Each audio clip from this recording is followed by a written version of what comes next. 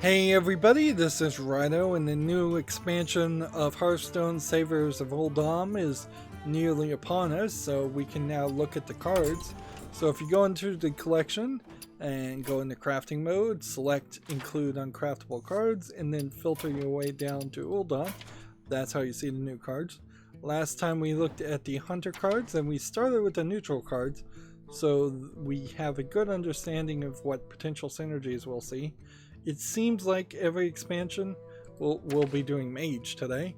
Seems like every expansion starts with a quest and it gives us one rather powerful epic card. And then the rest of the cards seem to be meh at best. If anything, I'm only kind of 1/3 of the hero classes. I'll be done with 1/3 after the Mage classes, but it does seem like this is going to be a slightly less interesting expansion compared to the past few expansions, and the past few expansions haven't even been that good. None of the expansions in Hearthstone have been amazing, whereas I feel like some of the expansions in Magic the Gathering in particular will change the game drastically and were major expansions. And Yu-Gi-Oh! Particularly when their cartoon went from the original series to the next series to the next series to the next series, they're like at the 5th generation of Yu-Gi-Oh! Every time those cartoons shifted over in a generation, you had a expansion of the card game to add ridiculous amounts of new strategies and tactics. And Yu-Gi-Oh! In particular is kind of great about every game potentially being just a whole new game, particularly if you're just watching the cartoon. Like every single episode, every single new enemy has some new strategy that the main person who's supposed to be the king of games has never heard of. Looking at these cards though, we start with a 1-mana legendary quest card, a technically spell called Raid the Sky Temple. Your quest, if you choose to accept it, is cast 10 spells. Your reward is the Ascendant Scroll. The thing here with all of the quests, and I think this will be consistent throughout the rest of the hero classes, is we don't know what the Ascendant Scroll is. So we don't know how good it is. We don't know what it does. But the fact that we've seen a quest added for the first 3 pretty much confirms that there will be a quest for the next 6. 3 points makes a line. That's enough information to make a educated guess. Next we have a 2-mana spell called Ancient Mysteries. Draw a secret from your deck. It costs 0. This is a Mage card though, so Mage are not particularly well known for secrets. On the other hand, if you're trying to play what is, in my opinion, the most annoying way to play Hearthstone, which is trying to get as many Sorcerer's Apprentices on the field. Sorcerer's Apprentices are a 2-mana minion that reduce the cost of spells by 1. If you get 6 of those on the field, which you can only have 2 in your hand, so you have to use spells to duplicate it. But if you get 6 Sorcerer's Apprentices on the field, then a 6-mana spell, Fire Blast, is free. It doesn't cost any mana. Why is that important? Because you can also play a legendary minion on the field called Archmage Antonidas, who will give you a Fire Blast every time a spell is cast. So, once you have the combination of 6 Sorcerer's Apprentices on the field, I don't even think it's 6. I might be wrong about that. It may only need 4. If you get enough Sorcerer's Apprentices on the field and Archmage Antonidas on the field, you will have some kind of zero cost spell at that point that you can play. Regardless of what that first spell does, it doesn't matter. Then you will be given, because you cast a spell, a Fire Blast. The Fire Blast will be 0. You do 6 damage with a Fire Blast to an enemy hero, you get another Fire Blast. You do 6 damage, you do another Fire Blast, and it goes over, on and on and on, until either you win, or in an extremely rare case, there's something that happens that stops that cycle, of which there's probably only 2 things. You would have to play as a mage versus a mage, and have Ice Block, which stops you from gaining any more damage after you were supposed to die. So that would leave you at probably somewhere between 5 and 1 health, and then next turn you'll just die, almost certainly. Or you could have a counter spell that causes a spell not to actually go off, and maybe then that would stop Archmage Antonidas from giving you another Fire Blast, but not really. This is a super annoying strategy, and I know I'm spending a lot of time explaining this strategy, because you've probably seen it if you've been playing Hearthstone for more than a year or so. It's super annoying because there's really no defense against it. It takes all the fun out of the game, and it's just this lose scenario that takes way too long for you to lose. And sometimes, if somebody beats me in a game because they headshotted me and it took a second or two, I'll be like, oh, that sucks, but I'll move on. If somebody then headshots me and then walks over to my corpse and shoots me in the head for the next 5 minutes in a first-person shooter, that's annoying. That's frustrating. If they're then crouching down on top of me and making fun of me while in a first-person shooter, that's annoying. So yeah, you don't want to extend the negative experience, and that's what this strategy does. So why in the world, I ask, getting back to this new expansion, would you give a spell card like this to them, where you can draw a secret from your deck? There's a secret in the Mage deck that will duplicate minions that are attacked, giving you potentially an easier way to accomplish that strategy. That's crazy. Meanwhile, if this card is not for that insane strategy that I hate, the Archmage Antonidas strategy, there are no other real secrets in a mage deck that are great. Counter spell's not that good, not really worth spending 2 mana to draw it. Ice Block is not really worth another 2 mana to play, or 2 mana to pull out. This seems like a bit poorly thought out card, but let's just move on. I've spent too much time already on this. Next we have a 2 mana, 3 attack, 2 health minion called the Arcane Flak Mage. Weird word. After you play a secret, deal 2 damage to all enemy minions. Well, maybe they're going to introduce a bunch of secrets. Maybe there will be a secret mage deck that comes out from all of this. All of a sudden we see a card that actually seems to synergize with something else. And I need to hurry up here, because even though it's only going to take me about 10 minutes to go through each of these, it took me an hour to go through the neutral cards, and I don't want to be at the warrior and totally exhausted by that point. Next we have a 3 mana, 3 attack, 3 health minion called the Dune Sculptor. After you cast a spell, add a random mage minion to your hand. It's pretty random, so I don't think too many people would want to play that, but this is probably better than a lot of other 3 mana minions. If you have a 3 mana, 3 attack, 3 health that doesn't do anything, replace it with Dune Sculptor, obviously.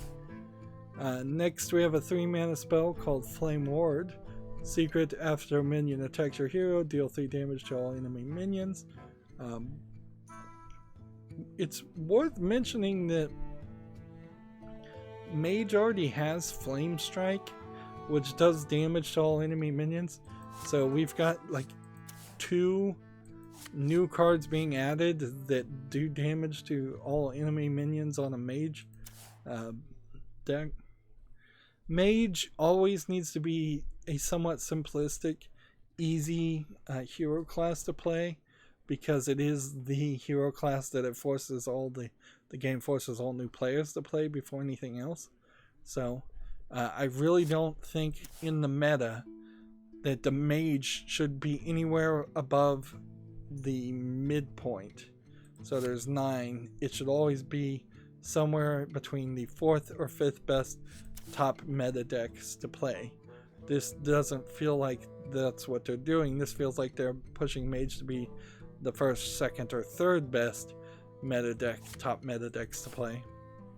Next we have a 5 mana, 4 attack, 4 health elemental minion called Cloud Prince. Battlecry, if you control secret, deals 6 damage. This really is just a secret mage deck builder, isn't it? Next we have a 5 mana, 5 attack, 5 health minion called Naga the Sandwich, which I thought there already was a card called Naga the Sandwich. There must be something else called just Naga. Battlecry, change the cost of the spells in your hand to 5 mana. That's probably not super useful for a mage, but maybe. And then next we have a 6 mana, 4 attack, 6 health legendary minion called Reno the Relicologist, I guess is what that is, Relicologist. Battlecry, if your deck has no duplicates, deal 10 damage randomly split amongst all enemy minions. This is not terrible for a 6 mana card, but it's not particularly great either because it's just that Battlecry. Again, if you can find the one card that doubles Battlecries, I know it exists somewhere in the cards, but I cannot remember the name of it, then this would do 20 damage for 6 mana, which is quite a lot. But even at its base attack, it's not terrible. It's not terrible at all. There might be some other ways to return this to your hand and play it a second time. And this is only amongst minions though, so unlike Cthulhu, it won't do damage to the hero, the enemy hero. Next we have an 8 mana, 5 attack, 5 health minion called the Tortoline Pilgrim. Battlecry, discover a copy of a spell in your deck and cast it with random targets. I don't think there'd be a reason why you'd ever want to play this. You'd have to have a very specific spell in your deck that you would want to play, and it would have to be a spell that does not matter one bit about its targets, which is questionable if such a thing even exists. Otherwise it's not worth playing because it's 8 mana for 5 attack and 5 health. And then finally we have a 10 mana spell which casts 10 random spells, targets chosen randomly. There might be a reason for this.